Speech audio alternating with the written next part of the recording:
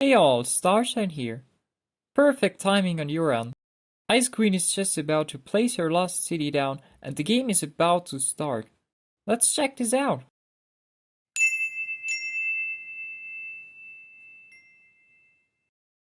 Alright, as you can see, I got a super crazy setup in this game.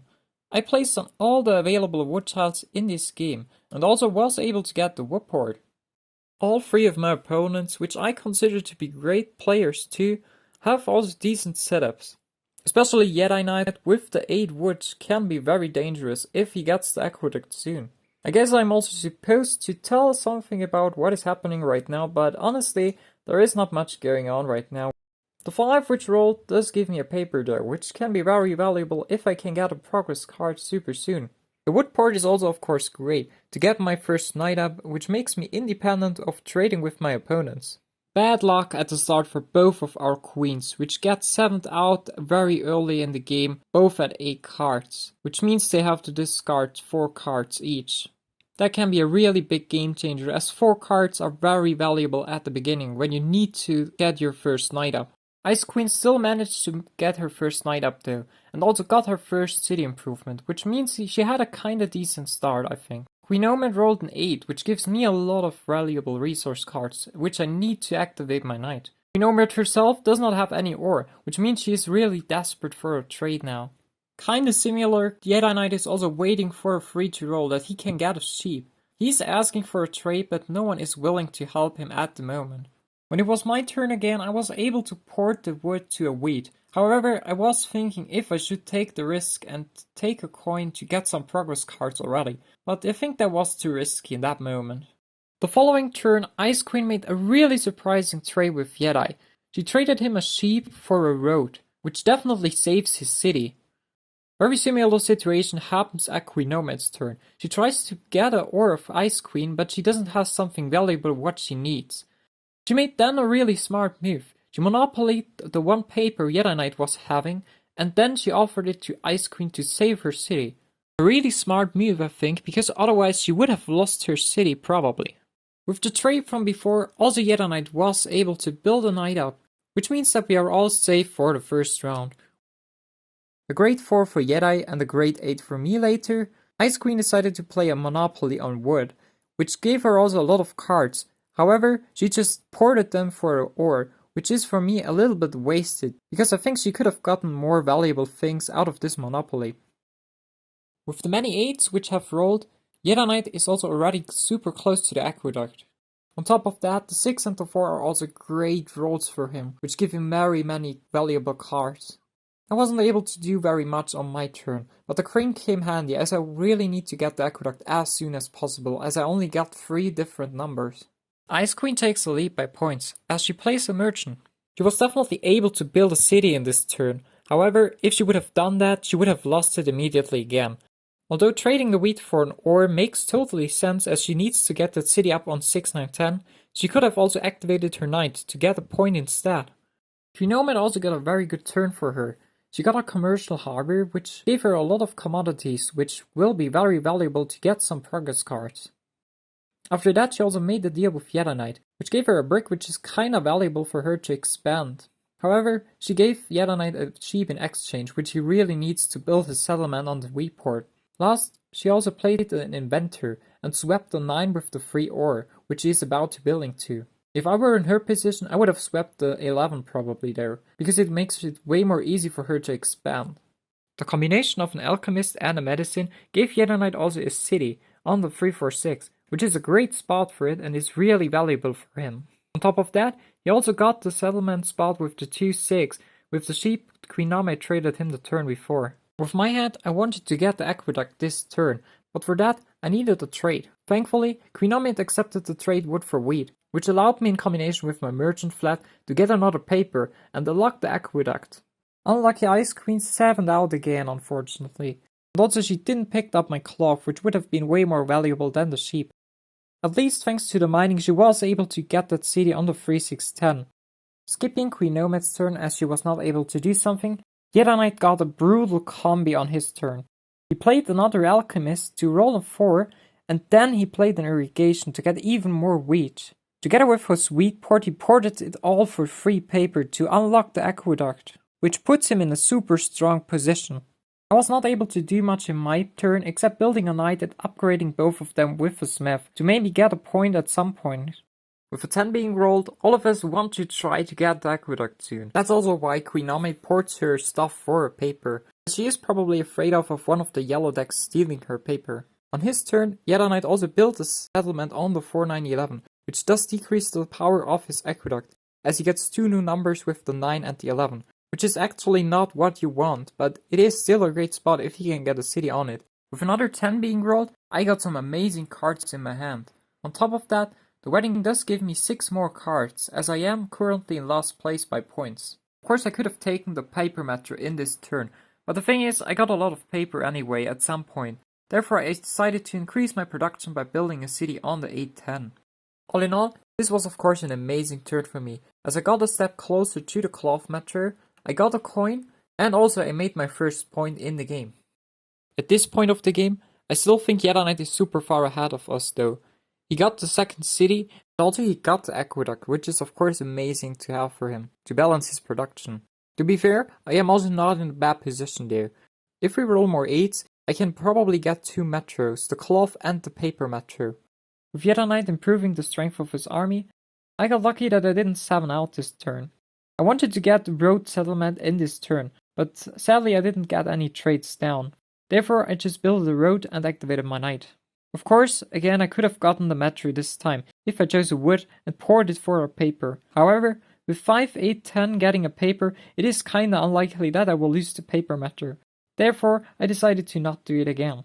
While I monologue about the paper matter, IceQueen made a super sneaky move, as she played a road building and places a settlement on the 6-9-12, which completely ruins queennomad's game. With another lucky 8 being rolled, I finally got 4 paper in my hand, which will give me the paper metro on my turn. Too bad, but JediKnight also got a paper from the 8 and might be able to sneak it away. As I got 11 cards in my hand, I of course hope that JediKnight doesn't roll a 7. But unfortunately, this time I'm not that lucky. I have to discard 5 cards, which is of course super bad, because if I discard the resources, JediKnight has a super good chance to pick up a paper from me and steal a metro. I still decided to keep the paper though, and was hoping that he doesn't pick any of it. But as you can see, that did obviously not work that well. He stole one from me, and afterwards he also played the bishop and got another one from me. That made it really easy for him to take the paper metro now. He just ported his ore for another paper, and there he goes. On my turn I ended up with not many cards left. I needed to play a progress card though, as I got 4 in my hand. Well, at least somehow, because irrigation will not be helpful for me in this game. I decided to play the master merchant though, and play it of course on JediKnight, as he is the leader. He did not have any paper left of course, but at least I got a cloth, which will give me that metro at some point. I wasn't able to do something with my cards though, which meant I had to pass with 7 cards in my hand. After a standard turn from IceQueen, I finally got a 5th card, which means I can discard the irrigation. Not sure if I should cut that out. With a 9 being rolled and a double mono, queennomad has finally again a super good turn for her, and she managed to get the aqueduct, which might bring her a little bit back into the game. With an 8 on Jedi's turn, I finally got the 4 cloth for the cloth matter. Speaking of queennomad being back into the game, well, JediKnight cut her off again towards the 11-12. With a settlement and getting long stroke with 5 roads, he is now already on 11 points, which means he only needs 2 more points to win the game. Thankfully, there was no 7 on my turn. That allowed me to place down a settlement and also to use my cloth to get the corresponding metro. With the many knights in the past couple of turns, IceQueen has super many cards in her hand now.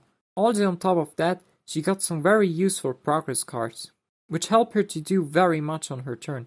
First she built a city, and then she also was able to unlock the aqueduct. A very important turn for her. queennomad also got a city up on the 5-6-11, which is a great spot for a new city. However, she is a bit far behind now to really catch up with the others. Also, she doesn't really have a chance for any metro, so it will be really hard for her to win the game. JediKnight did not do anything on his turn, but he was super nice and rolled me a 10, which I really need to steal the paper metro off him. As the barbarians arrive, I get another point as I got the most knights up, thanks to my smith, which I played super early in the game. In this turn I think I first played a super wasted Monopoly. I played it with the intention to stop JediKnight of course, but he only had one wheat in his hand, and I think as he only had 3 cards in his hand, I maybe should have waited with this. After a placed road and a super random reload, I almost ran out of time. I decided to trade the wheat which I monopolied for a paper, which also feels a bit wasted. IceQueen rolled her number, which is probably the 6. She also made a nice progress and placed another settlement down. However, she will definitely need more extra points to win this game, either in form of the longest road or the coin metro. But as she is only at level 1 of the coin metro, that will probably take too long, and the game will already finish before she can achieve that. Queennomad also placed another settlement down, but it honestly doesn't feel like it really matters.